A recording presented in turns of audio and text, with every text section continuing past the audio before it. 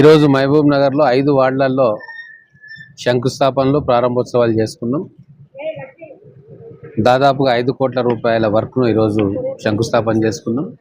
గతంలో శంకుస్థాపన చేసుకున్న దాన్ని ఈరోజు ప్రారంభోత్సవం చేసుకున్నాం. మొత్తం మీద ఈ ఒక్క సంవత్సరంలో దాదాపుగా 150 కోట్ల పనిని మహబూబ్ నగర్ మున్సిపాలిటీ ఆధ్వర్యంలో ఎస్డిఎఫ్ కావచ్చు, మున్సిపాలిటీ కావచ్చు, లేదా స్పెషల్ ఫండ్ కావచ్చు, దాదాపు 150 కోట్ల వరకు జరగబోతూ ఉంది. చాలా వరకు ఈరోజు టెండర్లు కూడా కొన్ని అయిపోయినాయి, కొన్ని ప్రారంభోత్సవాలు అయిపోయినాయి. గల్లీలలో డ్రైన్స్ కానీ రోడ్స్ కానీ మా ప్రథమ ప్రాధాన్యత.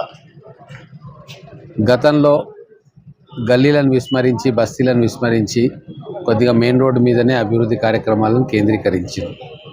కానీ ఇప్పుడు అట్లా కాదు. ప్రతి కాలనీని విజిట్ చేస్తూ ఉన్నాం, అక్కడ ఉన్న సమస్యలను అర్థం చేసుకుంటూ ఉన్నాం, ఎస్టిమేట్స్ తయారు చేసుకుంటూ ఉన్నాం, దానికి తగ్గట్టుగా ఫండ్స్ అలొకేట్ చేసుకుంటూ ఉన్నాం. 7 సార్లు కౌన్సిల్ మీటింగ్ పెట్టుకున్నాం ఈ సంవత్సర కాలంలో.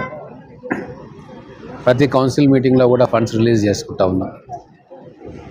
అలాగే ముఖ్యమంత్రి గారిని ఒప్పించి కార్పొరేషన్ తీసుకొచ్చుకున్నాం.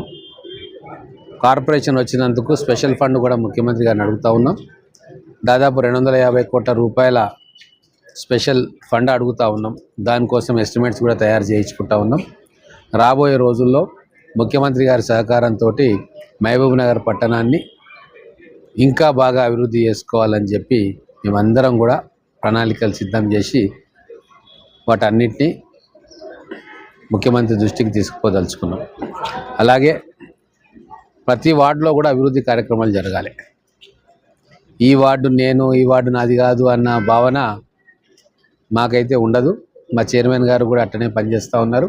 మొత్తం 49 వార్డులలో ఎక్కడ ఏ ఇబ్బంది ఉన్నా, ఎక్కడ ఏ అవసరం ఉన్నా, ఎక్కడ రోడ్డు పెట్టాలన్నా ఖచ్చితంగా ఎటువంటి భేదభావం లేకుండా పూర్తిగా సమగ్ర మహబూబ్ నగర్ అభివృద్ధి కోసం మా ఆలోచన ఉంది. అట్టనే పనిచేస్తూ ఉన్నాం.